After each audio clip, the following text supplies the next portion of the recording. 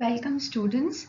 In today's class, we are going to discuss about the major system of our body, which is regulating the blood flow throughout our body.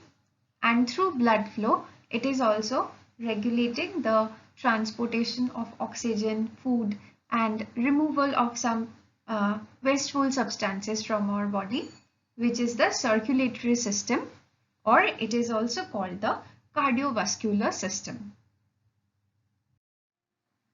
Since it is called the cardiovascular system or the circulatory system, since it is a system, we know that it must be consisting of different organs which are actually dedicated to performing a particular function.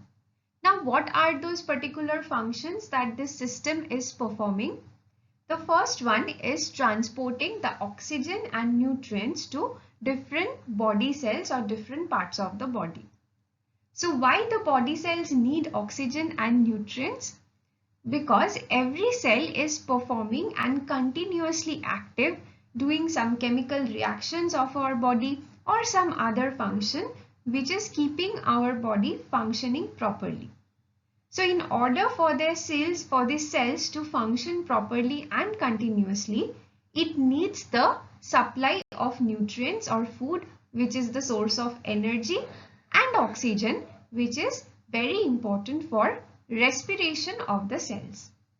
So the transportation of oxygen and nutrients to your nail cells, to your cells of your brain, to the cells of your feet, to the cells of your palm, this system transporting all of these important substances to different portions and different locations of your body. And not only it is transferring the important materials to different parts of the body, but in those parts, the waste materials that are being produced because of some of the function, this system is also removing those waste materials from those parts and making the body fit and healthy. The circulatory system consists of different organs. The first one or the main organ is the heart. Then there is the blood, and there are the blood vessels, which are arteries, veins, and the capillaries. So first we will consider the blood, which is a connective tissue. That is, it is maintaining a connection between the different parts of our body. If we are seeing the composition of blood or what the blood is actually made up of, since it is liquid, the liquid portion of the blood is called plasma, which accounts for almost 55% of the total blood volume. And corpuscles or the cells of the blood, which are RBC, WBC and platelets, it accounts for 45% of composition of the blood. In the picture we can see that there is the plasma, which is the light colored solution. It is almost 90% water. 90% water is present in plasma. But apart from water, some other things are also dissolved in the water which makes the plasma. These are some ions like sodium, potassium, calcium, magnesium, some ions which are important from the body.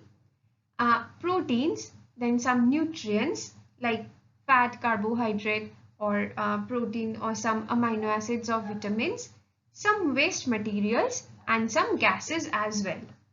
So together, all of these ions, proteins, nutrients, wastes, and gases are only comprising 10% of the whole plasma portion, and 90% of plasma is just plain water. And the cellular portion or the cells of the blood consists of three types of cells.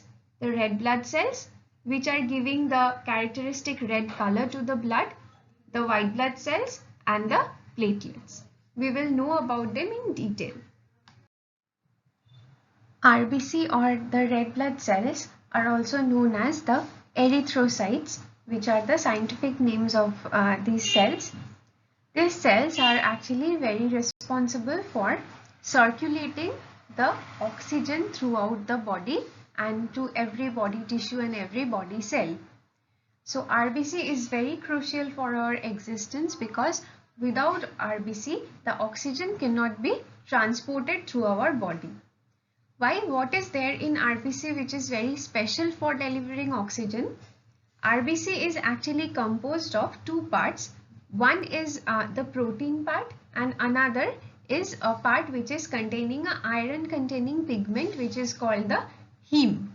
Now this heme protein is actually having the pigment hemoglobin which is imparting the red color to the RBC, and the heme part is binding four atoms of oxygen, and these are actually transporting the oxygen to different tissues. If we are talking about the structure of RBC, it is very small and it is biconcave. That means that if it is a circular disc-like structure, it is thinnest in the center and the peripheral portions are little bit elevated than the center. There is a dip in the center. Hemoglobin is the key protein in oxygen transport, which is binding the oxygen and it is transporting it into different tissues. So red blood cell or erythrocyte is the first cell of the blood corpuscles. The next cell is called WBC or white blood cell, and the name of white blood cell is also leukocytes. Just very different from RBC, the WBCs do not have any color. They are colorless, totally colorless, and the shape is also different from RBC.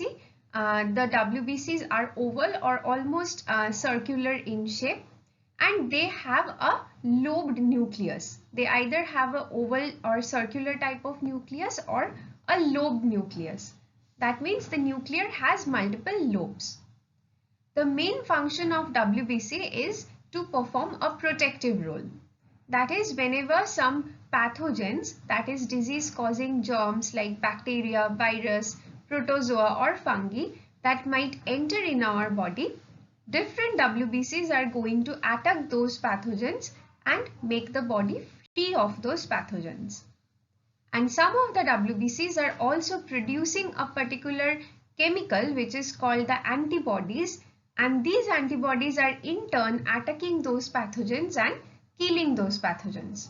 So either some of the WBCs are directly eating or engulfing some of the pathogens and destroying them, and some other WBCs are not directly attacking the pathogen, but they are secreting the antibody which is attacking the pathogen.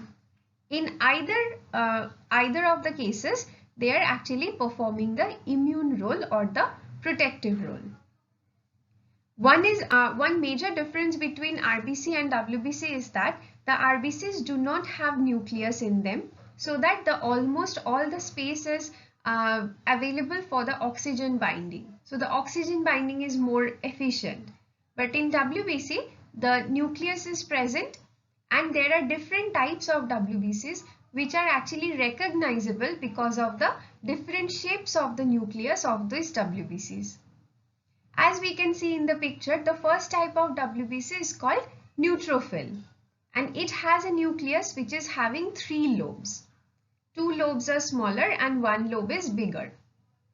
Then there is another WBC which is eosinophil, and eosinophil is having a nucleus which is quite a dumbbell shaped. There are 2 lobes on either side of the nucleus. And there is a basophil. Basophil is also having 2 kidney-shaped nuclear lobes which are connected in between. And there are monocyte and lymphocyte which are almost having a circular nucleus, but in case of monocyte, it is a little bit of bean-shaped nucleus. So by seeing the different types of nucleus, we can recognize different WBCs. The last type of blood corpuscle is called platelet. It is also called thrombocyte, and the main function that the platelet performs is blood clotting. Whenever we are having some cut in our body or any place of our skin, the blood does not flow out continuously or indefinitely. It will get clotted, or it will get solidified after a certain period of time. This solidification of blood or coagulation or clotting of blood is because of the blood cell called the platelets. In the diseases like purpura, dengue, etc., the platelet count is very low, so the body might suffer from some internal hemorrhage, that is internal bleeding, and the patient's condition might get very serious because of that internal bleeding. The platelets are very small in size and they are actually part of a bigger cell which is called the megakaryocyte. So platelets are produced from a bigger cell which is called the megakaryocyte. Megakaryocyte is the precursor of the platelets from which the platelets are produced.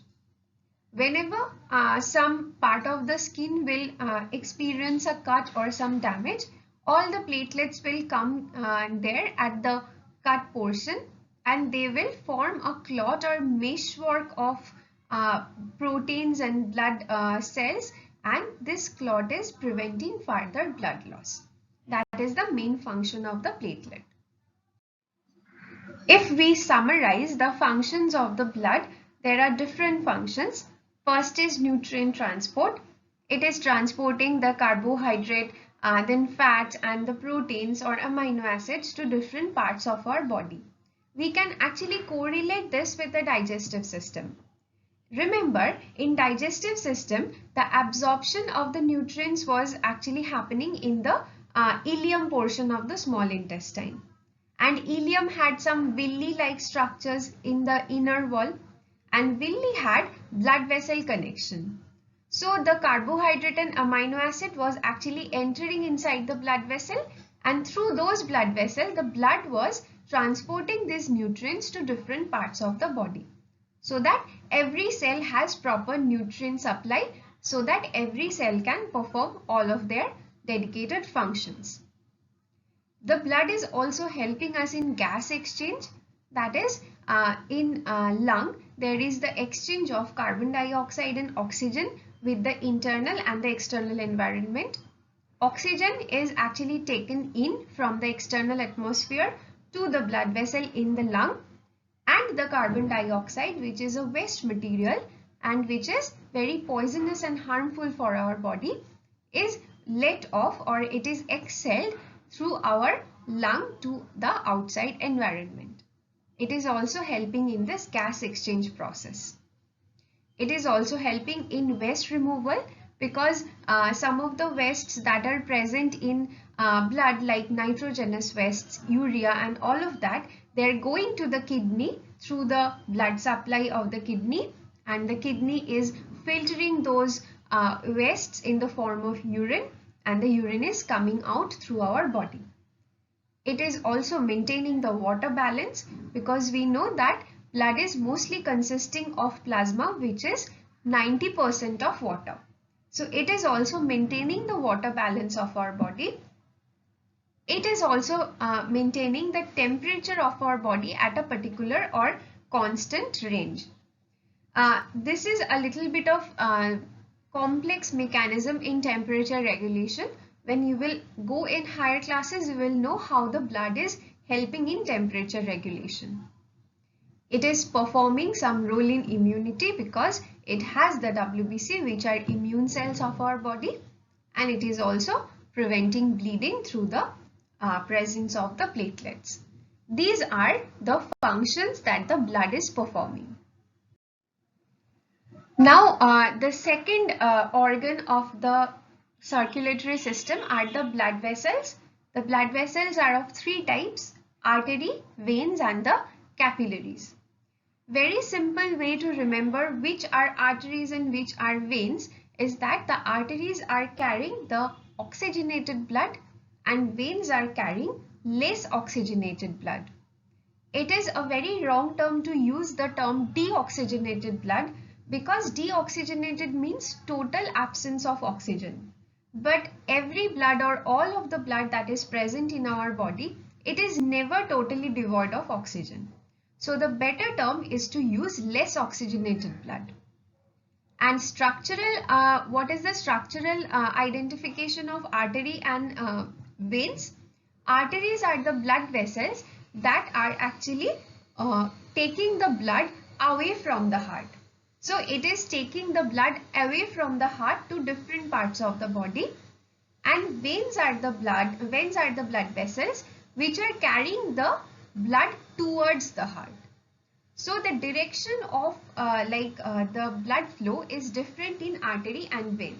In artery, it is moving away from the heart, and veins are moving towards the heart. Now, whenever some arteries are entering some organ, suppose it is entering the kidney, the arteries are going to break into different branches, and they are getting smaller and smaller and narrower, and they are making the capillaries. Because it is very important for the transport of nutrients that the blood vessels become very thin. Otherwise, that transport cannot happen.